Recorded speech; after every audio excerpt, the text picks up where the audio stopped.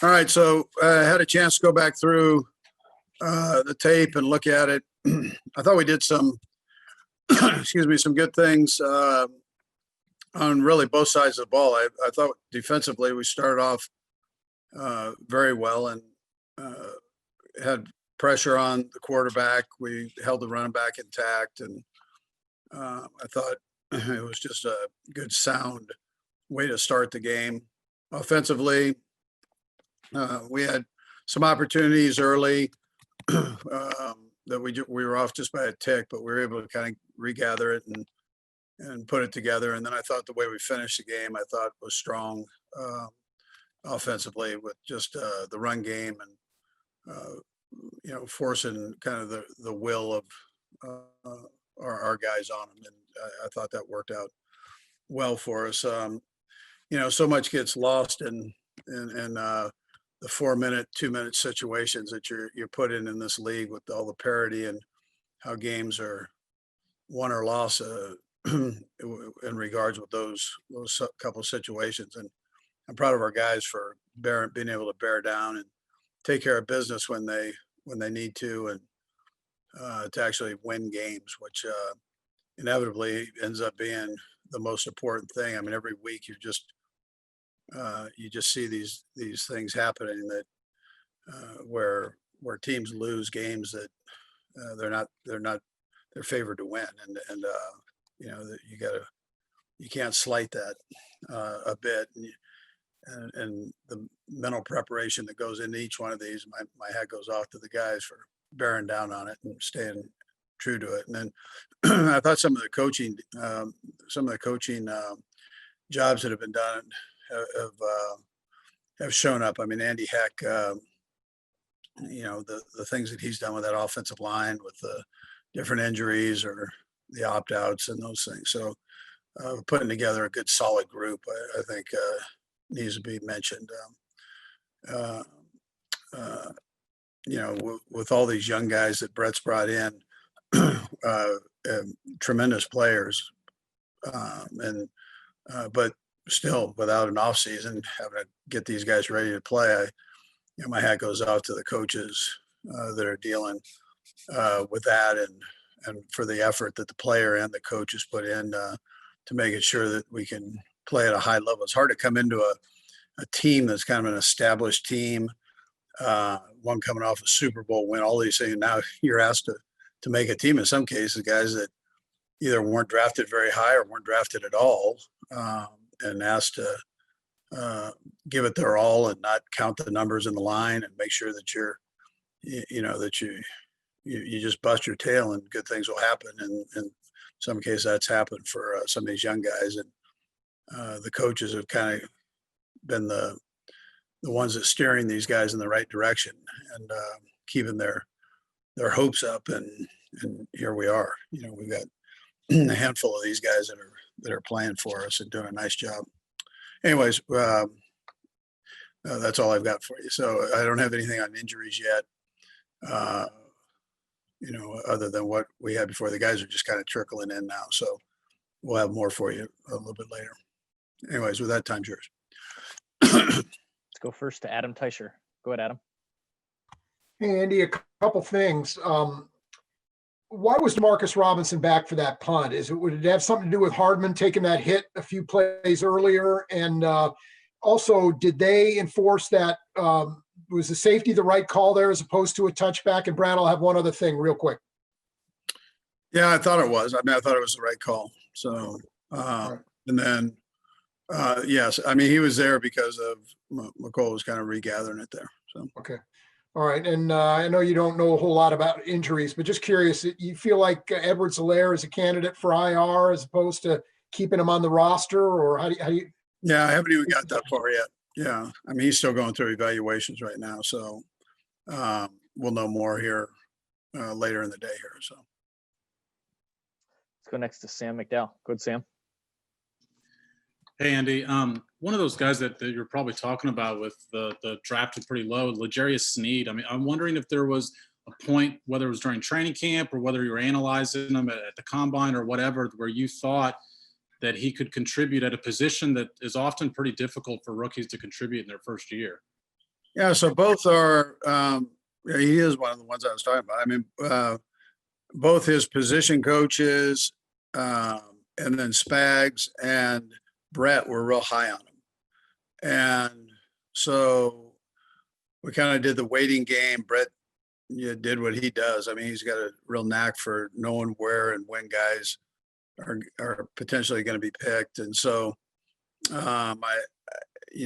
waited a little bit there and it worked out for us. But the guys, everybody saw this talent and the kid and thought that he could work in. Now, what we didn't think was that he'd be playing nickel for us.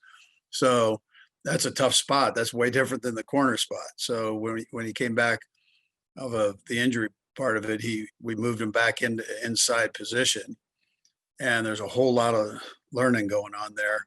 And what you're seeing now is him getting the hang of this, and things are picking up again for him. He did a nice job when 21 was out for those couple games there, that he stepped in and did a good job at corner. But again, this whole nickel thing is that's a different animal. So he's in there, and he's just kind of getting the feel. I mean, we're all witnessing it right here in front of us. So but he did a nice job yesterday. Let's go next to Pete Sweeney. Go ahead, Pete.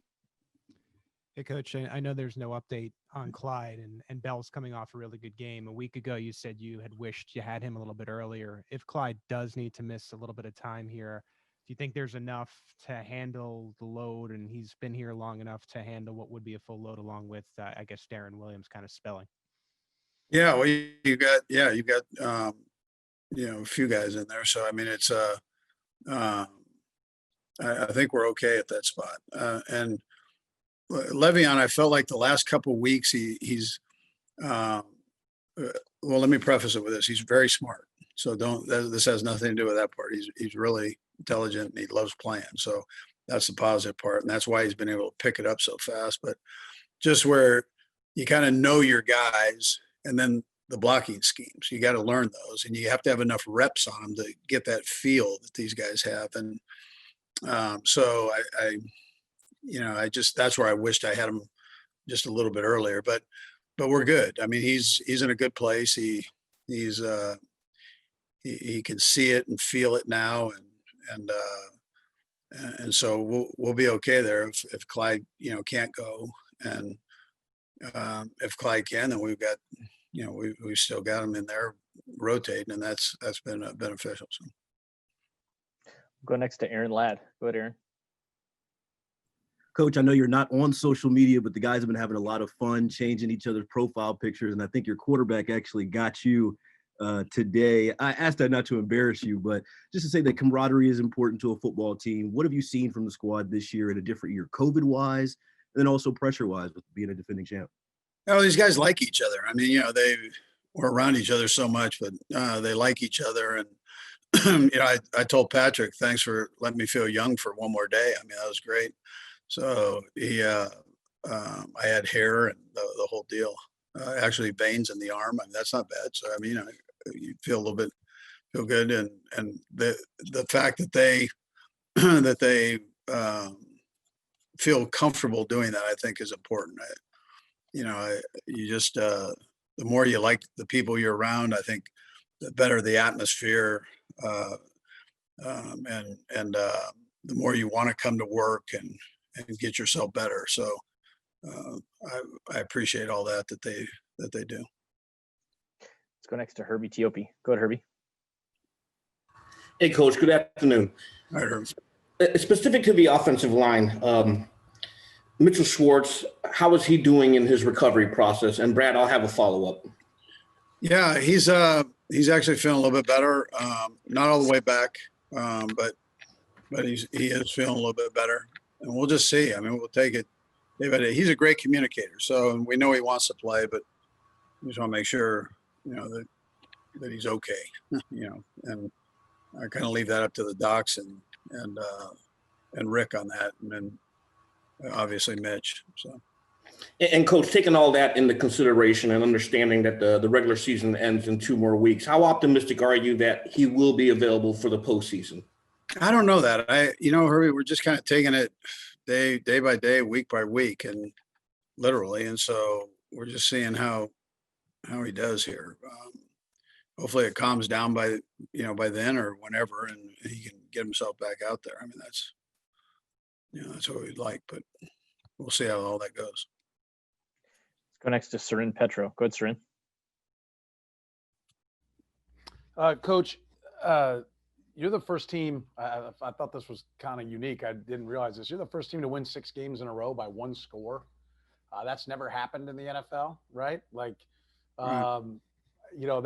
I can't figure out what to think of that, right? Like, does that mean that probably it's a sign you're a great team because you didn't get tripped up along the way there? Or is it a sign that, it's you guys just know the winning formula no matter what the day is? What does that stat say to Yeah. you? I don't know that. I didn't know that stat either. I'm glad you told me, but I just see so many teams get, and we all see it, right? We all see teams that are supposed to win that don't win, and it happens every week. And it's the competition is so great in this league that if you're off by a hiccup, man, it's a problem. You're